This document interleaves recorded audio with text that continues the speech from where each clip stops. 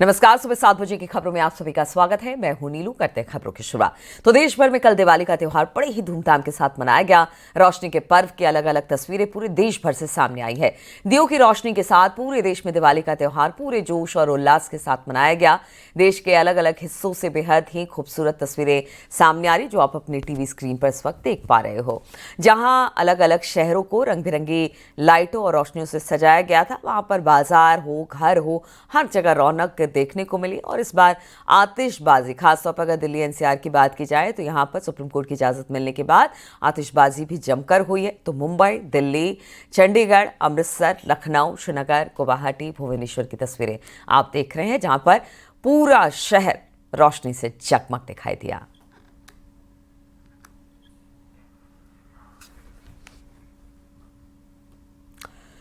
और दिवाली पर लखनऊ को दुल्हन की तरह से सजाया गया था। शहर की गलियां, मंदिर, मॉल, हेरिटेज इमारतें और बिल्डिंग्स को रंग बिरंगी लाइटों से गुलजार किया गया था। विधानसभा भवन पर लगी सतरंगी लाइट रंग बदलते हुए बेहद खूबसूरत नजर आ रही थी। सीएम आवास 1090 चौराहे पर लगी झालर लाइटों के साथ लोग सेल्फी लेते हुए दिखाई दिए। हजरतगंज, निशांतगंज, इंदिरा नगर, ऐशबाग, अलीगंज, अमीनाबाद को खास तरीके से सजाया गया। जनपद मार्केट को इलेक्ट्रिक लालटेन से हेरिटेज लुक दिया गया। समता मूलक चौराहे पर इलेक्ट्रिक दीपक का भव्य नजारा देखने को मिला। इस दिवाली लखनऊ नगर निगम ने पूरे शहर में 25 लाख रुपए की झालरों के से 100 से ज्यादा इमारतों, बाजारों और चौराहों की सजावट की।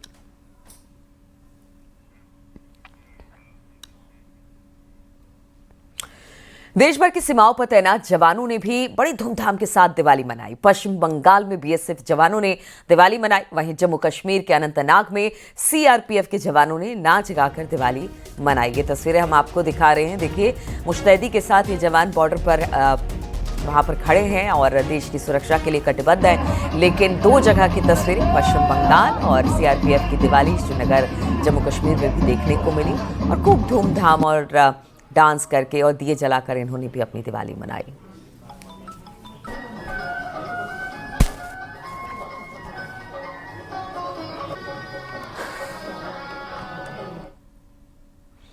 और दीपावली में जबरदस्त आतिशबाजी के बाद दिल्ली एनसीआर में एक्यूआई अब अपने खतरनाक स्तर पर जा पहुंचा है। हम आपको बता दें कि एक्यूआई और हवा फिर से जहरीली हो गई है, जिससे लोगों को सांस लेने में दिक्कत हो रही है, परेशानी हो रही है। साथ ही कल हुई आतिशबाजी के बाद दिल्ली एनसीआर में कई जगह पर इस वक्त धुंध की एक मोटी परत दिखाई दे रही है। आपको बता दें, सोमवार को भी दिल्ली में एक्यूआई 347 रहा, वहीं नोएडा में एक्यूआई 330 था, तो गाजियाबाद में एक्यूआई 313 तक पहुंच गया। हालांकि रात के बाद से थोड़ी हवा चलनी शुरू हुई है, जिसके बाद से थोड़ा बहुत ठीक कह रहे हैं कि अगर इसी तरह से हवा चलती रही तो शायद मौसम साफ रहे और हवा का जो गुणवत्ता स्तर है वो भी पहले से बेहतर रहे।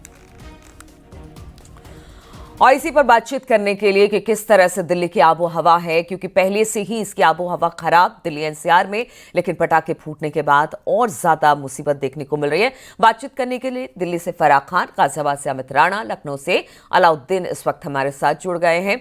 सबसे पहले दिल्ली फराह के पास ही चलते हैं। फराह, पहले ही दिल्ली की आबो हवा इतनी खराब कि सांस लेना मुश्किल हो रहा था, आंखों से पानी और ये तमाम चीजें लोगों को झेलनी पड़ रही थी। लेकिन आज सुबह जब मेरी भी नींद खुली और आपकी भी खुली होगी तो आप एक मोटी सी चादर एक धुंध की दिखाई दे रही है और ये एक्यूआई फिर से बढ़ गया है। क्या कह रहा है मौसम विभाग? क्या हवा की रफ्तार थोड़ी बेहतर होगी तभी ये जो धुंध है वो खत्म होगा, एक्यूआई की गुणवत्ता स्तर बेहतर होगी? पहले ही एक्यूआई 400 के पार पहुंच गया था और लगातार ये बताया जा रहा था कि जो हवा की गुणवत्ता है वो बहुत ज़्यादा ख़राब हो जाएगी। लेकिन इस बार ये देखने को मिला है कि हवा ज़रूर बहुत ख़राब श्रेणी में है, लेकिन उतनी बुरी स्थिति नहीं है जितनी हर साल देखने को मिलती थी। इस वक्त अगर मैं एक्यूआई की बात करूं तो 347 है, नोएडा की भी बात करूं तो 320 से ज़्यादा है। ये बहुत ही ख़राब श्रेणी में आता है और ऐसे में भी लोगों को सांस लेने में दिक्कत होती है और लोगों को दिल्ली में वैसे ही बहुत ज़्यादा परेशानी हो रही थी। और अगर मैं बात करूं तो आप देख सकते हैं कि थोड़ी धुंध भी दिखाई दे रही है, लेकिन क्योंकि हवा चल रही है सुबह से तो उसकी वजह से जो है वो ये देखने को मिल रहा है कि धीरे धीरे ये साफ भी होता जा रहा है। लेकिन जिस तरीके से कल आतिशबाजी हुई है, लगातार आतिशबाजी हुई है, हालांकि ग्रीन क्रैकर्स को अनुमति दी गई थी, लेकिन उसके बाद भी लोगों ने जो है ग्रीन क्रैकर्स के अलावा भी जो है आतिशबाजी जम कर की है, जिसकी वजह से जो हवा है वो एक बार बहुत ज़्यादा ख़राब श्रेणी में चली गई है। 400 के पार जो है वो दिवाली से एक दिन पहले की स्थिति थी, लेकिन अब जो है वो अभी भी हवा कोई अच्छे स्तर पे नहीं है, क्योंकि 300 के बाद जो है वो हवा ख़राब श्रेणी में, बहुत ख़राब श्रेणी में चली जाती है, जिसके बाद छोटे छोटे जो पार्टिकल्स होते हैं PM 2.5 जो होते हैं वो लोगों के लिए बहुत ज़्यादा मुश्किल होते हैं। तो अभी जो है वो लोगों के लिए ज़रूरी नहीं है वो मॉर्निंग वॉक के लिए ना निकले, क्योंकि उन्हें सांस लेने में दिक्कत होगी। और कल भी जो लोग अपने घरों से बाहर थे उनको इस चीज़ का एहसास हो रहा था कि आंखों में जलन हो रही है, सांस लेने में तकलीफ हो रही है। तो ये स्थिति अभी कुछ दिन तक बनी रहेगी, लेकिन अगर इसी तरीके से हवा चलती है तो पूरी तरीके से जो है हवा की क्वालिटी में भी जो है वो फ़र्क आएगा, और जो धुंध हम देख रहे हैं वो भी धीरे धीरे साफ होती रहेगी। लेकिन बिल्कुल 300 के ऊपर भी बहुत ज्यादा AQI खराबी मानी जाती है, भले हवा चल रही हो, लेकिन पिछले बार की अपेक्षा इस बार ये अच्छी बात रही कि कंटिन्यूअस इस वक्त भी हवा चल रही है, जिससे कि जो एक धुंध है, एक धूल और डस्ट का गुबार है वो शायद वहां से हट रहा है। अलाउद्दीन भी लखनऊ से हमारे साथ जुड़ गया। अलाउद्दीन, हमने देखा है कि दिल्ली में किस तरह से यहाँ पॉल्यूटेड, इतनी ज्यादा पॉल्यूशन हो जाती है दिवाली के बाद, कई लोग तो वेकेशन पे चले जाते हैं इसके बाद कि भाई यहाँ रहेंगे नहीं और तबीयत खराब नहीं होगी, इस तरह की भी चीजें होती है, लेकिन हर कोई ऐसा नहीं कर सकता। लखनऊ की आबो हवा क्या कहती है? जी हाँ, बिल्कुल। आतिशबाजी के मामले में दिल्ली की तुलना में लखनऊ के कई इलाके थोड़ा सा आगे दिखाई दे रहे हैं। खास तौर से इंदिरा नगर का जो इलाका है, रात 12 बजे जो AQI इंडेक्स यहाँ रिकॉर्ड किया गया सेंट्रल पोल्यूशन कंट्रोल बोर्ड के वेबसाइट पर, वो 600 से ऊपर था। और अभी भी इंदिरा नगर इलाके का लखनऊ में सबसे ज्यादा AQI इंडेक्स दिखाई दे रहा है, वो 613 अभी दिखाई दे रहा है। हालांकि दूसरे इलाके हैं, चाहे चारबाग का इलाका हो, हजरतगंज हो, अमीनाबाद हो, चौक हो, वहाँ इंडेक्स 400 से लेकर के 350 के बीच में है। यानी कई इलाकों का 376, 380, 398 तक है। लेकिन इंदिरा नगर अपने उच्चतम स्तर के रिकॉर्ड को उसने तोड़ दिया, क्योंकि 600 का IQ इंडेक्स 12:05 से लेकर के आज सुबह तक दिखाई दे रहा। तो इससे आप अंदाजा लगा सकते हैं कि इस पूरे इलाके में करीब 2.5 से 3 लाख लोग जहां पर रहते हैं, उस इलाके में एयर क्वालिटी इंडेक्स और एयर क्वालिटी का जो स्तर है वो किस तरह का है। यानी कि इस इलाके में देर रात तक रिकॉर्ड तोड़ आतिशबाजी की गई, और खास तौर से तमाम जो मानक है उनका ध्यान नहीं रखा गया। आज जब सड़कों से गुजर रहे थे तो सड़कों पर भी लगातार जो अवशेष थे वो आतिशबाजी के दिखाई दे रहे थे। कुछ इलाके जहां पर सेंट्रल पोल्यूशन कंट्रोल बोर्ड ने अपने इंडेक्स के लिए, डेटा कलेक्शन के लिए मशीनें लगा रखी हैं, वहां के डेटा मैं पढ़ देता हूं। BR अम्बेडकर यूनिवर्सिटी है, वहां पर मौजूदा समय में 302 इंडेक्स दिखा रहा है। सेंट्रल स्कूल पे 402, इसके अलावा चारबाग में 376, मलेशिया मऊ में 378, इंदिरा नगर 613, कुकरेल पिकनिक स्पॉट 414, लालबाग 431, निशादगंज 463 और तालकटोरा जो इंडेक्स है वो 382 दिखा रहा है। यानी सुबह का वक्त हो गया है, तेज और तल्ख धूप लखनऊ में है, और धूप से भी बहुत ज्यादा फर्क पड़ता है। एयर जो क्वालिटी है उस पर हवा भी चल रही है, लेकिन ये तमाम डेटा बता रहे हैं कि अभी भी राजधानी लखनऊ में हालात बहुत ज्यादा अच्छे नहीं है, और कम से कम 3 से 4 दिन लगेगा सामान्यतः। अगर बूंदाबांदी या ओस ज्यादा गिरती है तो शायद तेजी से गिरेगा, लेकिन फिलहाल मौसम विभाग कह रहा है ऐसी कोई उम्मीद नजर नहीं आ रही है।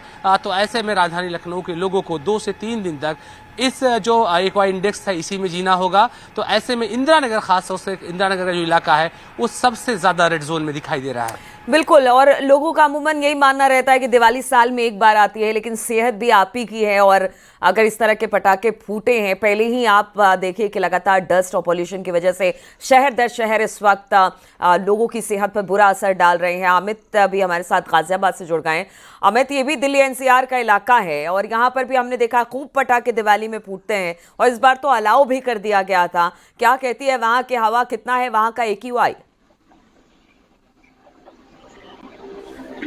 बताना चाहूंगा कि दिवाली का सीजन आता है, उसके बाद से ही लगातार पोल्यूशन का उस तरफ बढ़ता जाता है। तस्वीरें सुबह की मैं आपको दिखाना चाहूंगा।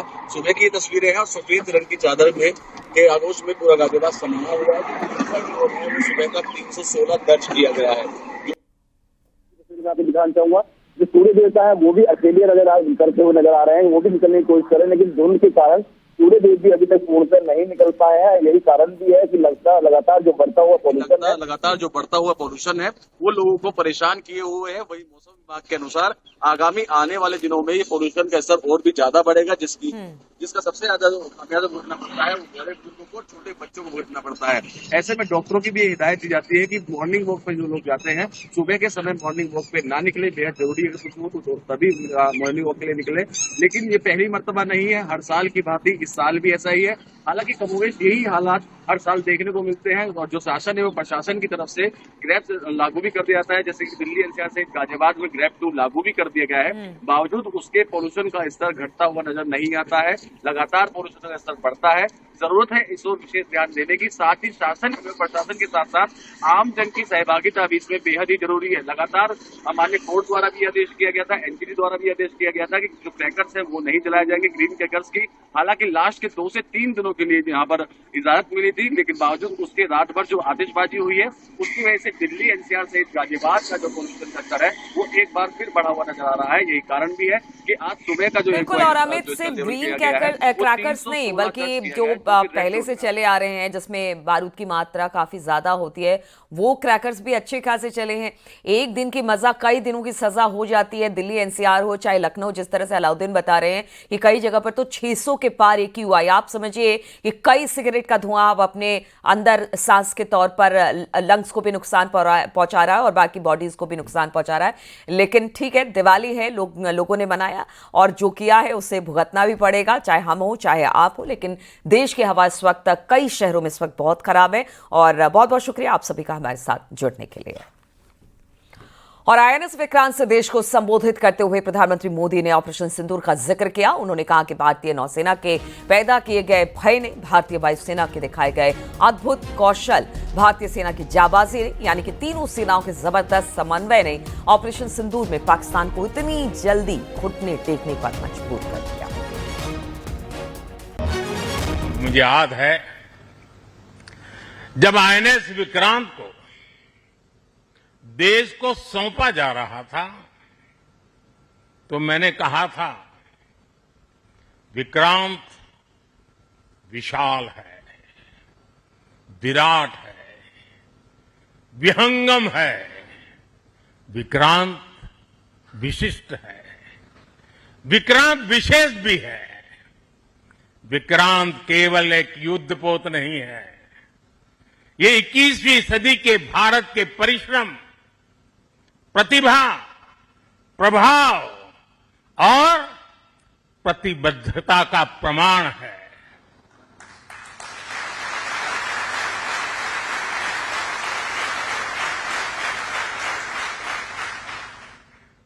आप सबको याद होगा जिस दिन देश को स्वदेशी INS विक्रांत मिला था, उसी दिन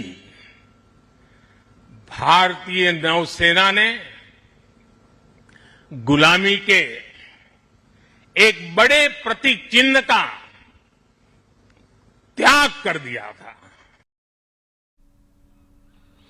और सपा प्रवक्ता डॉक्टर अनुराग भदौरिया ने लखनऊ में दिवाली मनाई। अनुराग भदौरिया ने सभी धर्म के लोगों के साथ मिलकर दिवाली मनाई। ये तस्वीरें सर्वधर्म समभाव के तौर पर अनुराग भदौरिया ने दिवाली मनाई है। आप देख सकते हैं हर धर्म के लोग हाथों में दिया।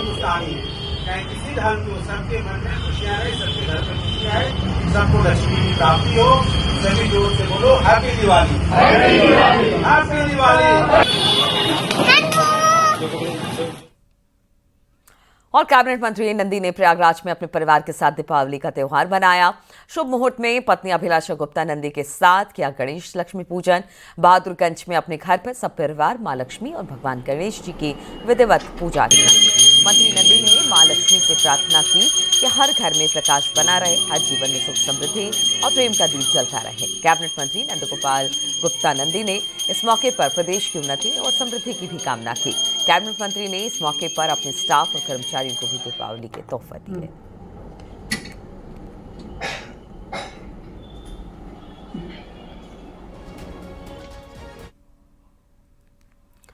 वहीं समाजवादी पार्टी के पूर्व सांसद आजम खान ने भी दिए जलाने को लेकर अजीबोगरीब बयान दे दिया। उन्होंने कहा कि जो लोग दिए जलाते हैं वो कुछ भी जला सकते हैं।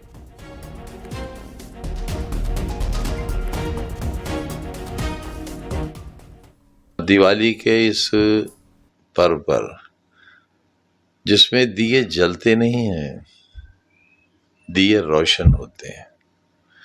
वो लोग जो दिए जलाते हैं वो कुछ भी जला सकते हैं, लेकिन जो लोग दिए रोशन करते हैं उनका मकसद सिर्फ उजाला देना होता है, ठंडक देना होता है, नफरतों के अंधेरे को मिटाना होता है। वही लोग मेरे लिए काबिल कदर हैं और मैं उनकी सराहना भी करता हूँ, उससे मोहब्बत करता हूँ।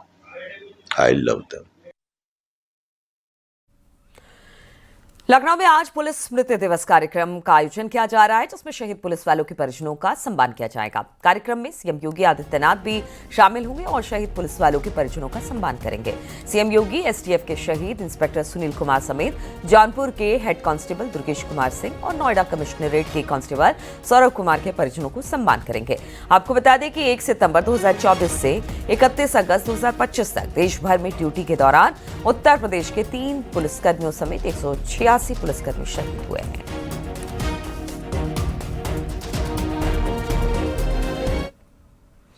सीएम योगी के गोरखपुर दौरे का दूसरा दिन है आज। आरएसएस के कार्यक्रम में आज मुख्यमंत्री शामिल होने वाले हैं। संघ के 100 वर्ष पूरा होने पर इस कार्यक्रम को रखा गया है। गंभीरनाथ ऑडिटोरियम में इस कार्यक्रम को रखा गया। शाम को 4 बजे इस कार्यक्रम का आयोजन किया गया है।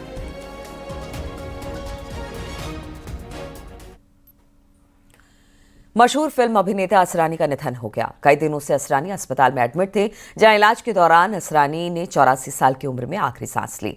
असरानी ने कई ब्लॉकबस्टर फिल्मों में काम किया और सबसे ज्यादा शोले फिल्म की अगर आपको याद हो तो जेलर के किरदार में सबसे ज्यादा उनको याद आज भी किया जाता है।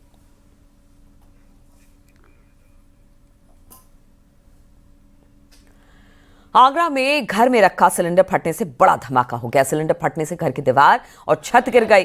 घर के नीचे नाई की दुकान पर बैठे 5 लोग पूरी तरह से झुलस गए। झुलसे हुए लोगों को इलाज के लिए अस्पताल में एडमिट करा दिया गया है। घटना थाना जगदीशपुरा क्षेत्र के गढ़ई भदौरिया की बताई।